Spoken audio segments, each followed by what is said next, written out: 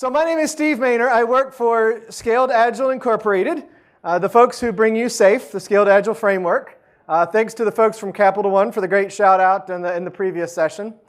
So I'm here today to chat about something that I've observed in my journey over about 30 years in the IT industry. The first half of that was in the commercial space. The last 15 years or so working in federal IT systems, working with government programs. And then in February of this year, I made the leap over to work for Scaled Agile, and where I still have the wonderful opportunity to work with some of the largest organizations in the world. And part of what I'm going to share with you today is some things that I've observed in that journey, working in all of those different environments with all those different customers. So let's go ahead and dive in. So over the course of today and yesterday, and if you've been involved in the DevOps conversation, the conferences the last couple of years, sometimes it's good to just sit back and appreciate all of the things that we've heard and we've learned about what this means to be on this DevOps journey. And some of these things are very nicely captured in the DevOps handbook and other sources. Things like rethinking our organizations aligned around value streams, and that leads to different organizational patterns and principles. The idea of leaning out our development process, of reducing batch size, reducing queue lengths, so that we achieve flow of value through the system. Streamlining the whole deployment process. That's obviously been a huge part of the DevOps conversations, both in terms of practices as well as technologies, tools. Things like automated testing, CI/CD, automating the deployment process.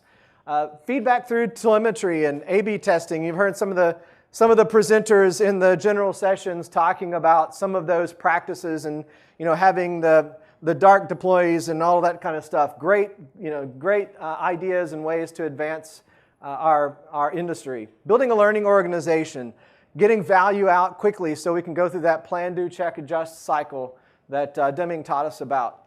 Automated change management and environment builds, being able to really empower our teams to create the environments that they need on the fly. I could go on and list lots of more things, right? I mean, you guys have been taking furious notes the last couple of days, and so you kind of know that these are the kinds of themes that you'll hear across all the speakers.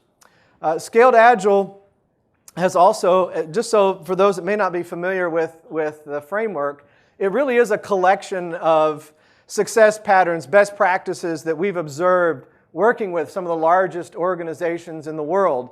And we have an article, we talk about what we have seen in terms of DevOps patterns amongst our customers. Again, a lot of these are going to be repeated themes, things like building and maintaining a production equivalent staging environment. So you have that to deploy to as part of your deployment pipeline. Maintaining dev, test, and production environments so that they are consistent, all across the board. And that's where the automated configuration management tools have really helped us. Deploying to staging every iteration, deploying to production frequently, having everything under version control, including our infrastructure. Starting to create the ability to automatically build our environments and then deploying the actual deployment process. So these are the things we have seen. Awesome stuff, right? But here's something that I hope I think everybody has picked up on. You've certainly heard it from the speakers so far in the first day and a half. And that is this. As an organization, if you're not already doing these things, and you're considering doing those things, or you're in the process of doing those things, one thing is inexorably true, and that is as you go down this path, as you engage in your journey, that is going to lead to that. I see lots of head nods, so I think everybody is either in agreement with it or has experienced it directly. We also know this, right? Yeah, this stuff isn't easy. They're all great ideas and there's wonderful tools and we get excited about coming to a conference like this. We want to run back home and try some of these things out. And we find out change is not the easiest thing in the world to do. And in my journey as a consultant, as a coach, in the last company, I ran our Agile and DevOps practice, and we worked with federal customers trying to learn this Agile thing and this DevOps thing and implement it. And I kept seeing the same pattern over and over again, that while the will and the ideas and the desire was there, oftentimes it just seemed like making the change was really, really hard. And that observation, actually, it made me so curious, because change is so important. We have to have that ability, and yet we run into so many roadblocks. It prompted me to do some research, and that research led me down a journey that I needed to really dig into it in a disciplined way. And so I decided to actually pursue a doctorate focused on this phenomenon of organizational change and how difficult it can be. And in that research journey that I began several years ago, it kind of began, and as I dug into the literature, I immediately ran into Kotter. And everybody's familiar with Kotter, right? 1996, leading change. He makes this declaratory statement of 70% of organizational change initiatives fail. And then what followed was this flurry of additional research in the academic community, people trying to either substantiate or refute the 70%, and this ongoing debate that's been happening around, do 70% of organizational change initiatives really fail? Well, Kotter was just the beginning. He started a conversation. And as I've dug into the literature, which you have to do as part of a doctoral program, well, I certainly found there's room to argue over whether 70% is the right number or not, or how universally true that is. What I did find from the literature is that whether it's 70% or 60% or 80%, there's a lot of substantiation that organizational change initiatives are actually more likely to fail than to succeed. And not only do we have the literature, we can just look at the headlines, right? Think about the strategic change that Blockbuster had to make when their industry, when their market was disrupted by Netflix and on-demand technologies. And they tried to adapt. They tried to change, right? But they weren't able to overcome that. And now, right, my grandkids will never know the joy of going into a Blockbuster on a Friday evening and getting to, to pick their movie out. I mean, they're just not going to know what that means, right? 50% failure, all types of change initiatives like, I don't know, let's mess with a formula for a product that has lasted for decades. Yeah, let's do that. Another one, 70% in this study, all changes in the study weren't successful. Kodak, again, faced with needing to change, tried to adapt, but they adapted too late. And the quality initiatives, I just had to throw this out there. I grew up in the era of the Pinto, right? I could have just as easily thrown up, I don't know, maybe a Galaxy Note 7. Anybody knows this story? Right? Ron Johnson comes in, gets hired by JCPenney over from Apple, and he tries to bring that Apple culture to a long-standing American stalwart retail company. How'd that turn out? Well, one of the things that our research and change initiatives has told us is the more the change involves changing the culture, the more likely it is that change is going to fail. And certainly we saw that in the case of JCPenney. And yet, so we got all this stuff that tells us that change is hard and it's likely to fail. Isn't this true? Especially in 2016, in this day and age, organizations must continuously adapt. You have heard that from speaker after speaker over the last day and a half.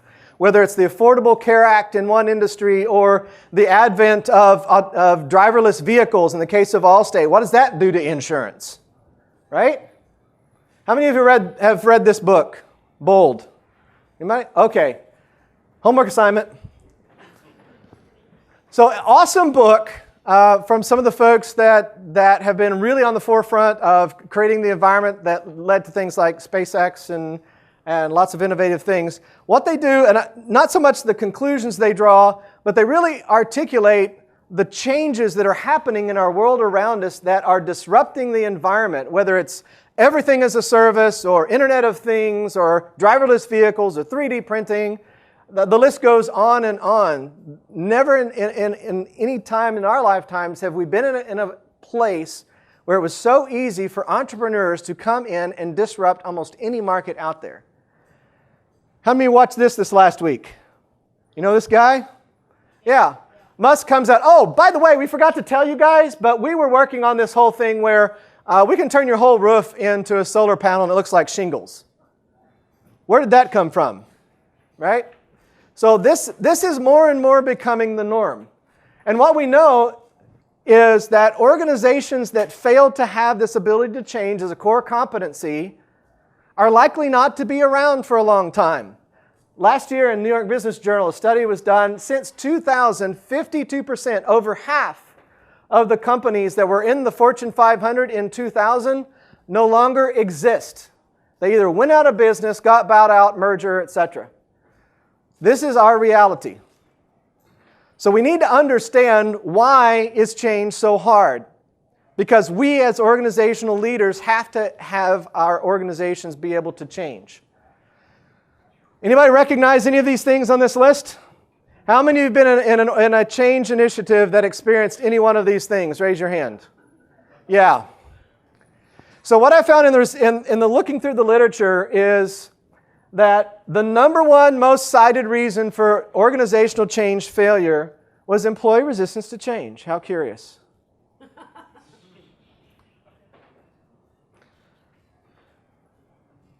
If we're going to have a competency of being able to change as an organization, we need to understand why these things are happening, and more importantly, and what was driving my research and my inner desire to find some answers was, how do we overcome this?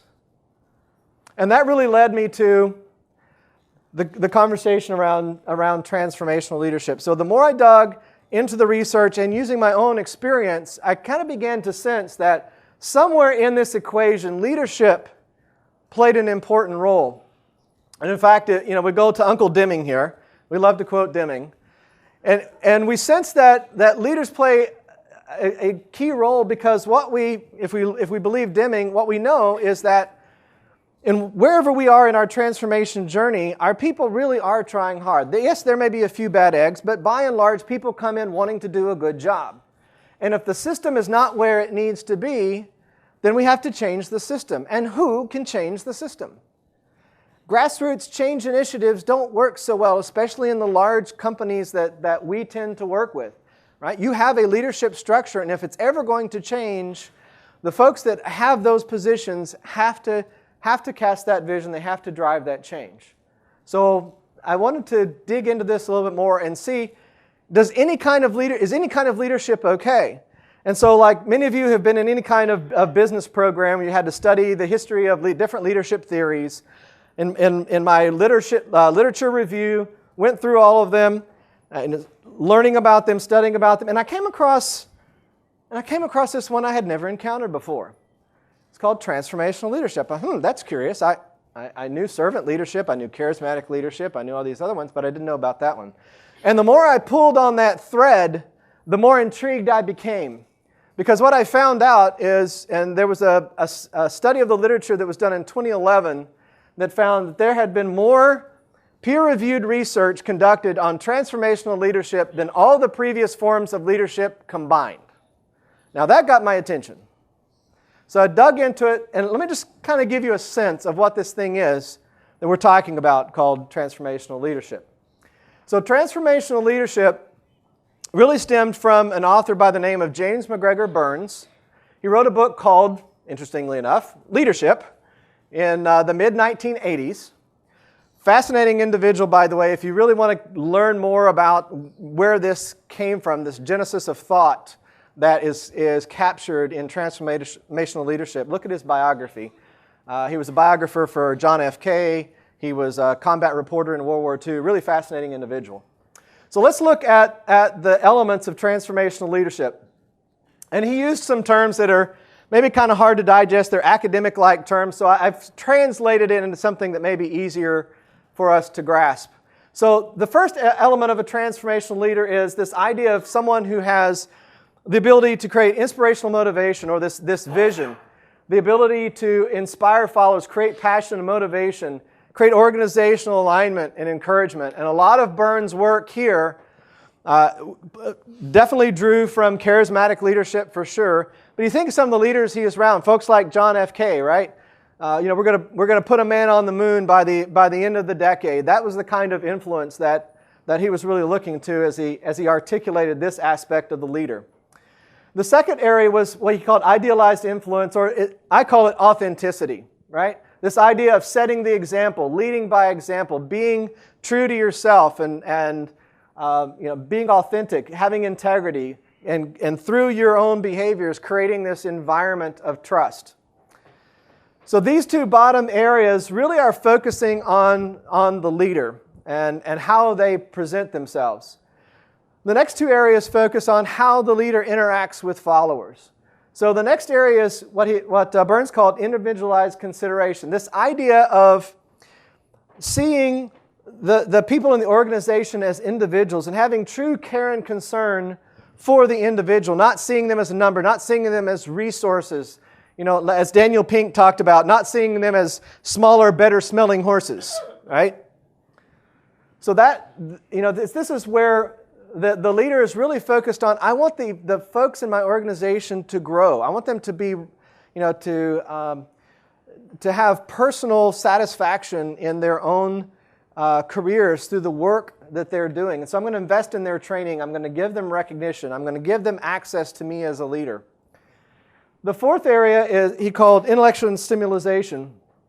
And so the bottom area on the far lower left side came from charismatic leadership largely. You see a lot of servant leadership in these two arenas, but the last area really was kind of unique to transformational leadership. And it's this idea that it's great to have all these warm and fuzzy things, but we're still in organizations, and we have to achieve, we have to perform, we have to deliver value to our customers. We have to be innovative if we're going to succeed in our marketplace. And so in this arena, the transformational leader is, I call it creativity. It's this focus on innovation and challenging the status quo and encouraging followers to exercise their creativity and really empowering them to be innovative and to relentlessly improve. Speaking of which, that's another element of transformational leaders. They're lifelong learners. They're curious. They're constantly trying to improve themselves as well as their organizations. Here's why I found this one piece of research that really struck home why this is so important.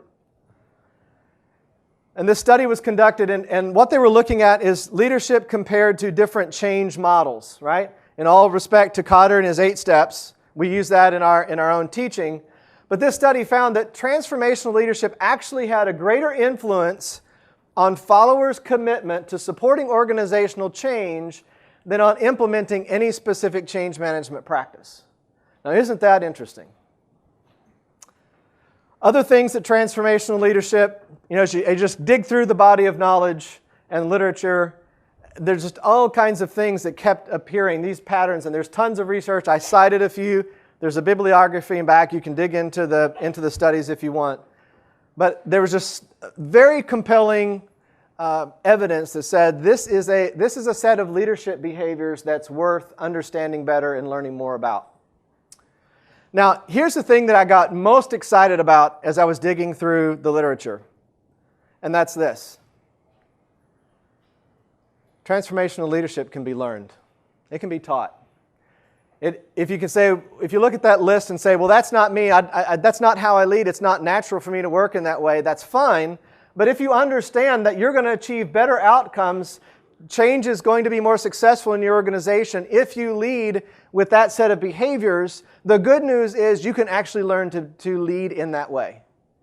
Right? You're not stuck in your current way of leadership, which I think is really cool. And there's tons of studies that have been conducted that prove this out, that it actually can be learned. So Gene and I have talked about this area of research kind of since I began. We've been having conversations about it for the last 3 years or so.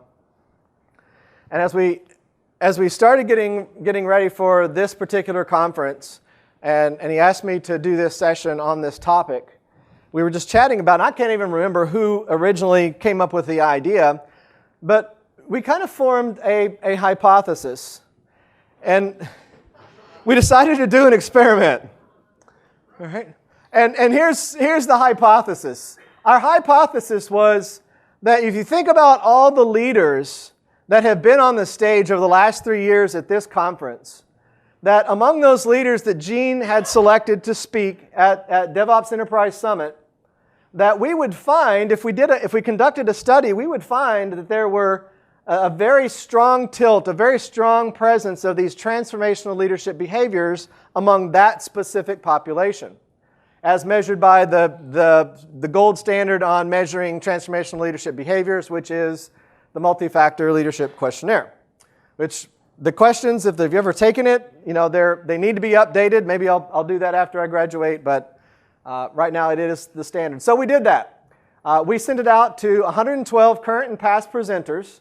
There were 44 responses when I sent this slide deck in. As of today, we actually had some more people come in, so 50 responses. It did not change the results any. The results were the same. So with that, for statistical significance, that gave us 90% confidence and 10% margin of error with that size of population. And, drum roll please, here are the results. So the green area shows, according to their benchmark of thousands and thousands of people who have taken this survey, this is the area that if it lands in the green zone, then that indicates a strong tendency to use transformational leadership behaviors in leading your organization. So clearly you can see that this group landed nice and squarely in that range. If you break that out by the individual behaviors, now one of them, the MLQ, breaks into IIA and IIB, so it's still the same 4 behaviors. You can look at the individual areas, and again, all up and down the board, they all land pretty consistently in the range for transformational leadership. The survey actually also tests other behaviors. So it's good in academic research not to just focus in on one area. So it also includes questions that tests transactional leadership, which is more that carrots and sticks type of leadership, as well as passive avoidant, right? I'm just going to lock myself in my office and maybe the problems will go away. So again, as a transformational leader, right, you should see less and less of those behaviors as indicated by the green area. And again, if you look at the blue bar, which was our test group, the presenters at the conference, again, they follow that pattern of they don't just do transformational leadership sometime and these other behaviors other times. They really lean on their transformational leadership skills as they lead and guide through their organizations in implementing DevOps.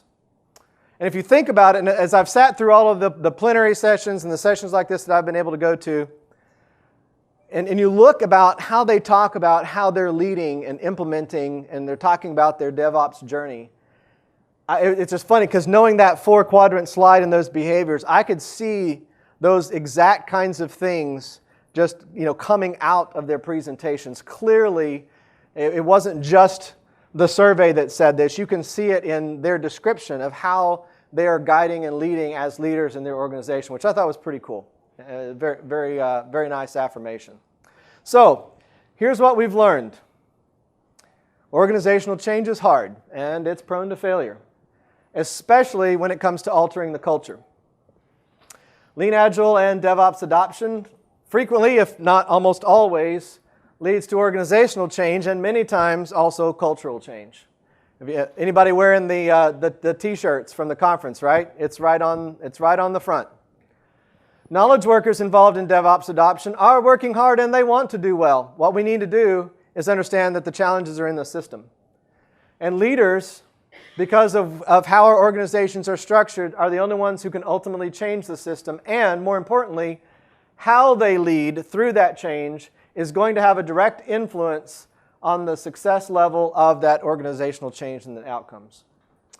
Transformational leadership behaviors by Lean Agile leaders can have a positive influence on the factors that contribute to successful organizational change, like resistance to change and employee engagement, that list of things we talked about. The research indicates that type of leadership does affect those variables.